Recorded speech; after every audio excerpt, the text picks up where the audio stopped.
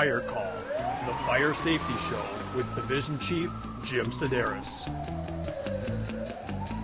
My name is Division Chief Jim Sideras, and you're watching Fire Call. Every month we try and bring you new topics about Sioux Falls Fire Rescue, get you into the stations, meet some of the crews, and kind of see what's going on in the world of firefighting. This month it's just jam-packed. We have a really, really big show. It's going to be how can you be involved with Sioux Falls Fire Rescue, how can you join Sioux Falls Fire Rescue, and how can you help your community be safer and a better place to live. So it's put down that stupid iPod, turn off your cell phone, grab some popcorn, and let's get right into it with our first question. This question comes from Gracie, and Gracie lives in Sioux Falls, and she wants to know, who buys the food for the firefighters? And that's a really good question, Gracie. Who buys it? Firefighters buy it. Every day they come to work, and most stations, like Station 6 out here, have a grocery store fairly close by in their territory, so they can scoot over, figure out what they're going to eat, buy the groceries, come back and cook them. In some stations, the crews cook together like they do here. Some guys have special diets, and they bring their own food. Now, every firefighter has to learn to cook sooner or later. And one of the easiest recipes that we teach all our firefighters to make is 2-2-2. What's 2-2-2? 2 pounds of ring bologna, diced, fried up, 2 pounds of elbow macaroni, whipped up, cook it up, get it nice and hot, and 2 pounds of cheese, preferably Velveeta. Mix the whole thing together, you can't go wrong. Feeds a crew of 4, or you can make 1-1-1 for a crew of 2 of you, or if you got a bigger crew, 3-3-3. Doesn't take a lot of rocket science to figure this out. Crews are always sitting around the table, eating together, and just like at home, there's a couple of rules. You complain, you cook. And the other thing I've learned is, the longer you wait to feed them, the better the food is. You could put an old boot in a crock pot. By 3 o'clock in the afternoon, it smells like a boot in a crock pot. By 6:30 at night, just like roast beef. So those are the tips about getting by in Sioux Falls Fire Rescue for cooking, and I think that's the way it is across the country. Maybe next time I'll give you another recipe. But let's get on to the rest of the show and answer some more questions. This is one of our most popular questions, and everyone wants to know about the Explorer program. So I got a bunch of questions to answer. First one comes from Nick in Sioux Falls, and Nick was at an accident and saw someone wearing a shirt that said Sioux Falls Fire Rescue Explorer, and he wants to know about the program and where they learn their training. And along with that question comes another one from Hendrik in Germany. And in Germany they have youth fire brigades. Well, we don't have them over here, but we have something even better called the Explorer program. And I'm going to have Captain Scott Gakey come in and talk to us about this program. Hi, Scott. Hello, Jim. Well, I got a bunch of questions on these Explorers. And the first ones were, what are these Explorers? Jim, the Explorer program is it's a Boy Scout of America, or BSA, program that helps youth try out different occupations to see if they would like them. Mm-hmm. And Sioux Falls Fire Rescue has an Explorer program, so they can come in and try it out and see if it fits what they're looking to do. Okay, let me ask you some more questions while we're on that topic. This question's from Tyler in Sioux Falls, and Tyler wants to know how old you have to be an Explorer. What's the age range for these Explorers? Tyler, to be an Explorer, you need to be 14 years old and have completed the 8th grade, and you can be an Explorer until your 21st birthday. While you're in high school, the only other thing we have is you need to maintain at least a C average. Otherwise, we feel it's probably taking too much of your time away from your studies. And we want smart firefighters eventually. We want smart firefighters. And this question kind of leads into some of that. Craig from Zanesville, Ohio, wants to know about a 14-year-old son. He wants to be a firefighter someday, maybe a little overweight. How is that going to affect being in this program?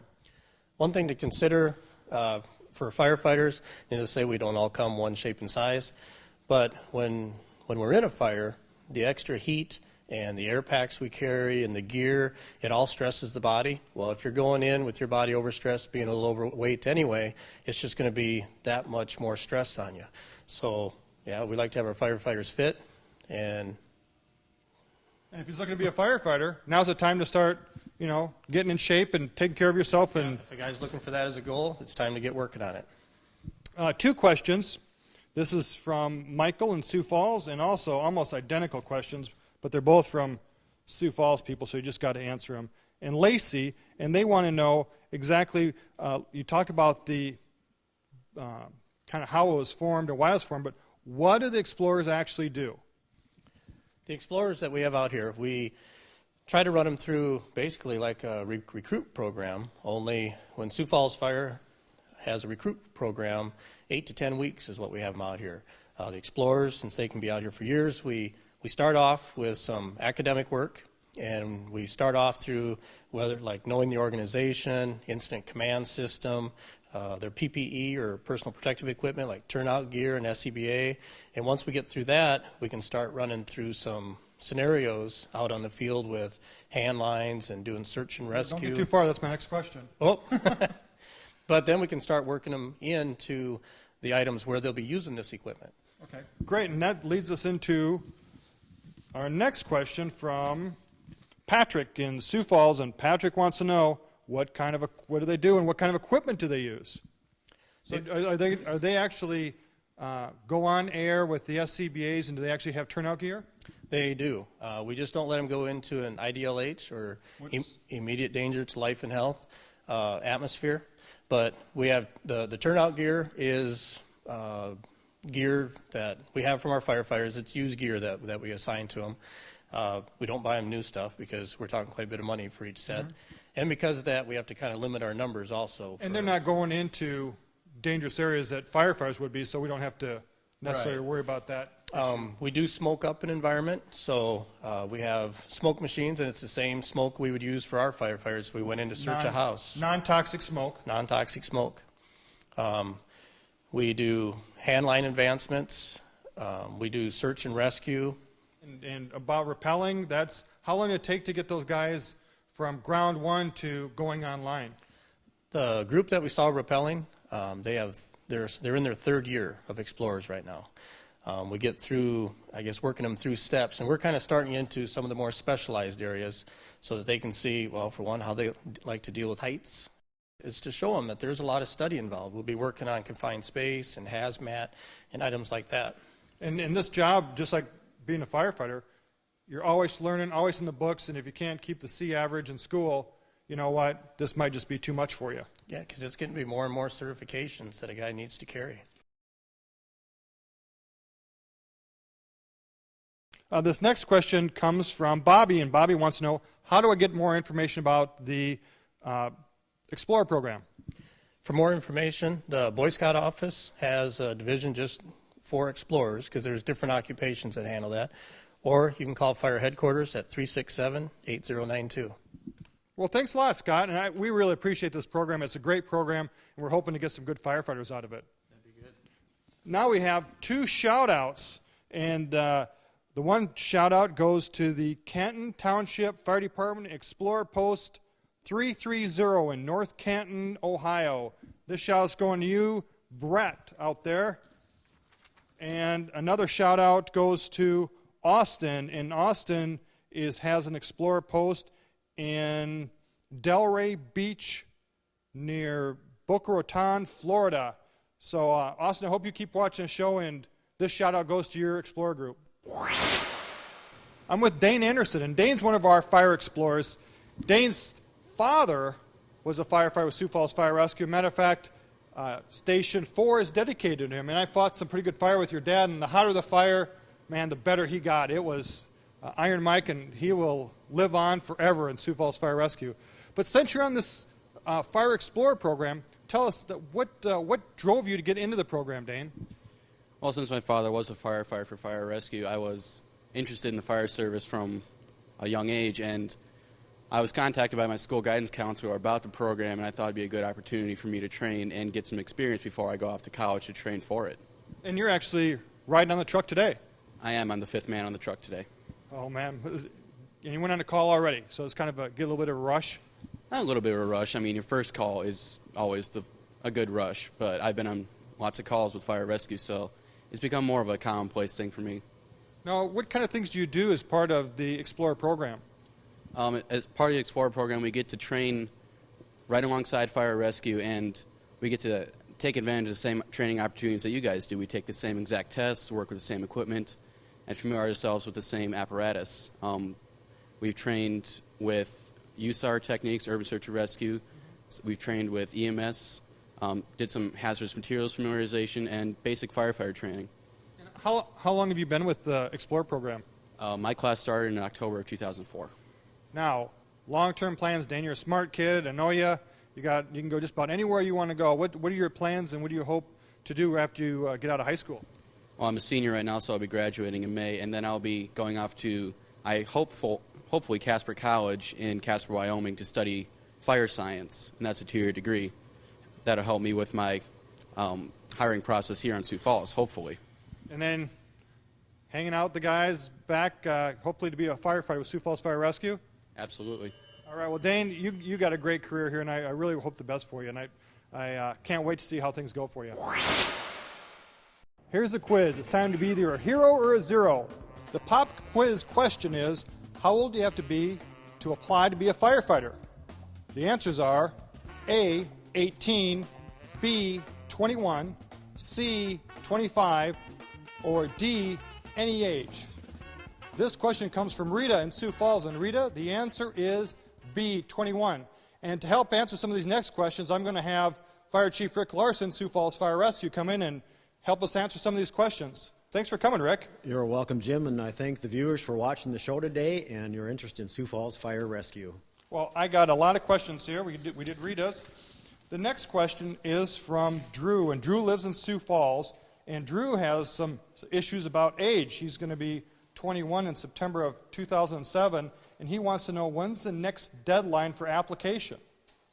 Well, Drew, we have applications opening up on February 11th, and it runs through March 2nd.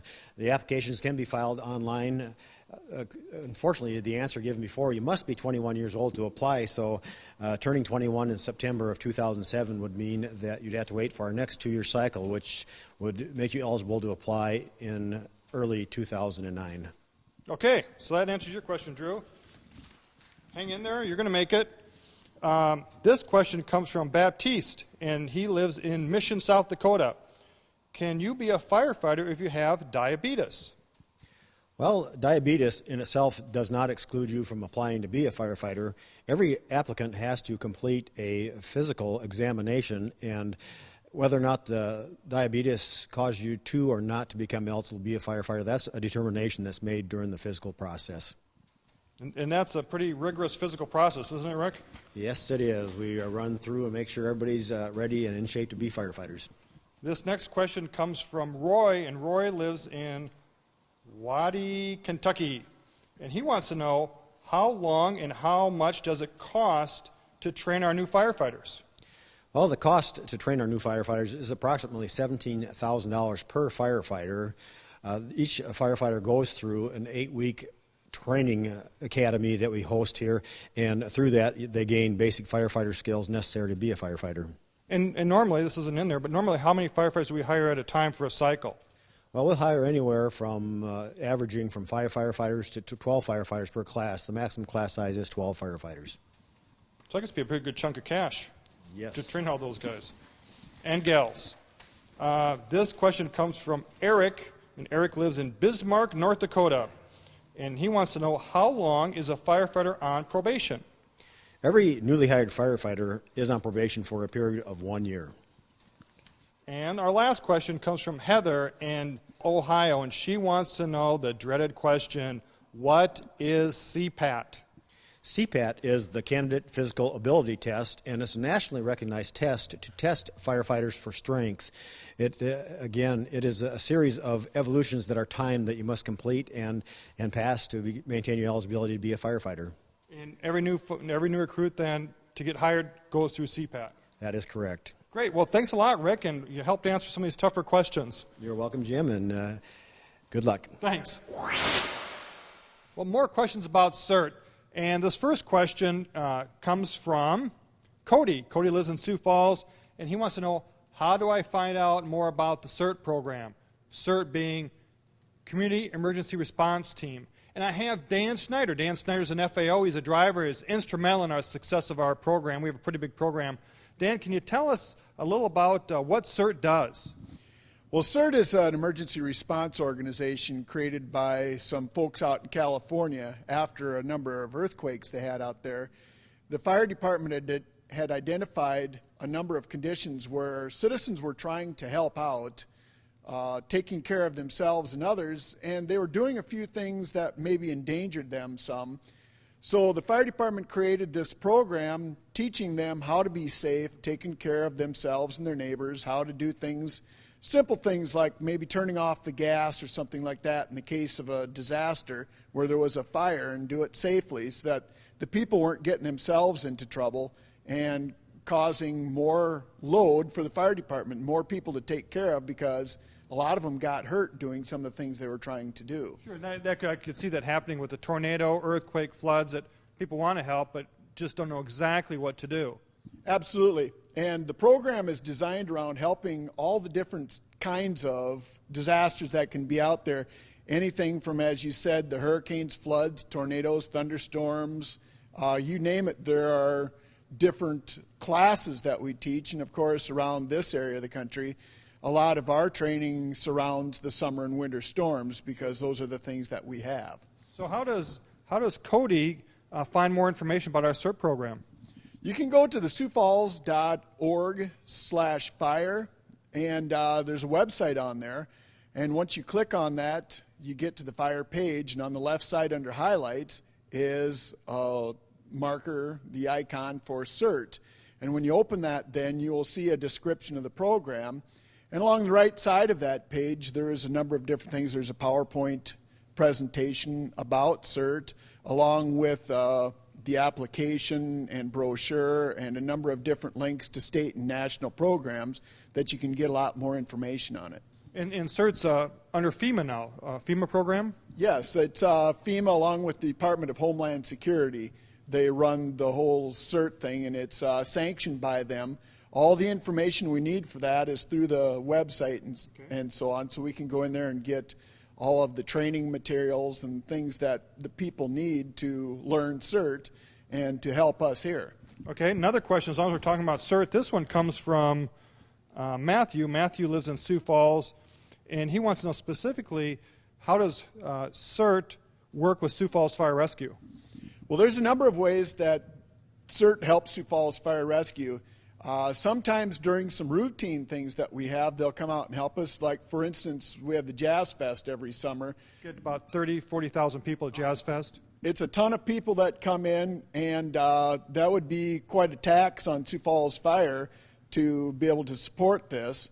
So we have the CERT people that'll come out and help us do things like take care of very minor first aid problems, hand out water, maybe some crowd control. And then the other one that we do every year now annually is Lifelight. Mm-hmm. And that's the Christian Music Festival. And we've gotten in with those.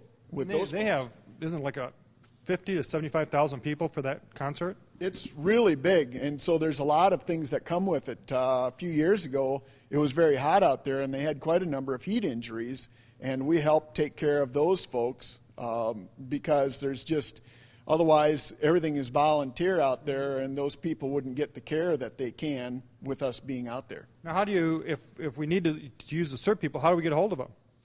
There's a procedure through fire rescue that the people are paged through calling trees and stuff like that, and we can. And they do carry their own pagers, some of them. Yes, some of the leadership carries pagers, and then they identify the team members, and we will call them out to help.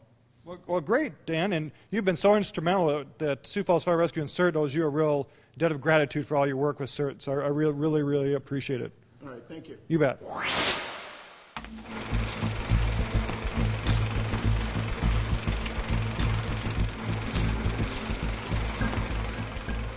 Welcome back to the Institute of Technology. This is where firefighters are always learning. We're always back in that classroom because in the fire ground, if you rest, you rust. And if you rust, you're not thinking. And if you're not thinking, people get hurt. So we're always teaching our firefighters what's going on.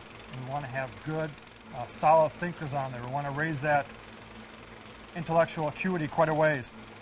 Well, I have a question here from Greg, and Greg is from Watertown, South Dakota. And he wants to know, what is positive pressure ventilation, and how does it make firefighting easier?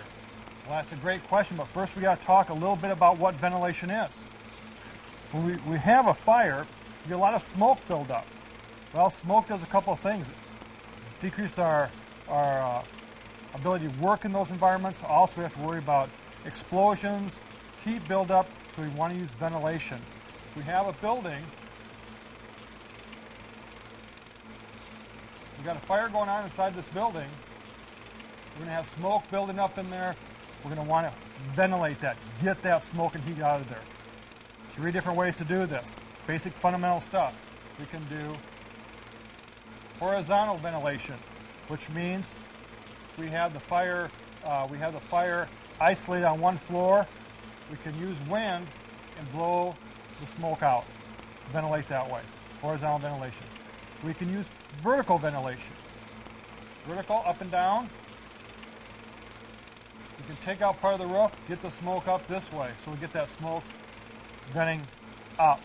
Or, as Greg wants to know, positive pressure ventilation. What we do with positive pressure ventilation is we use fans and we blow air in, and as air blows in, it starts to make a positive pressure inside the building. Then what happens is you punch a window out, take out maybe a roof, and you can pressurize that building and literally blow that smoke out. But when you do this pressurized ventilation, you want to be thinking of a couple things. When you do positive pressure ventilation,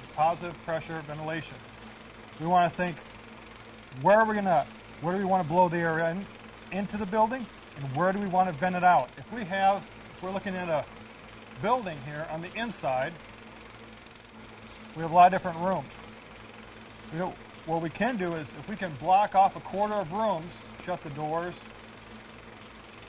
we can blow this smoke out of a certain area. So we can blow the air in this way, use of a big fan, figure out where we want to go out at, our exit point, and then we can keep this air moving here so we don't flood this whole room or this whole building with smoke. We can isolate it, moves very fast. Matter of fact, if you ever want to do a little bit of an experiment with this, if you have a garage with a door in the back, open up your garage door all the way and then stand by that door. And you'll feel the air coming through, pressurizing your whole garage, and it'll be blowing out that door and you'll feel the breeze. Same concept. We put in so much air in here, we're putting tens of thousands of cubic feet of air into this building, and it positive pressures it out.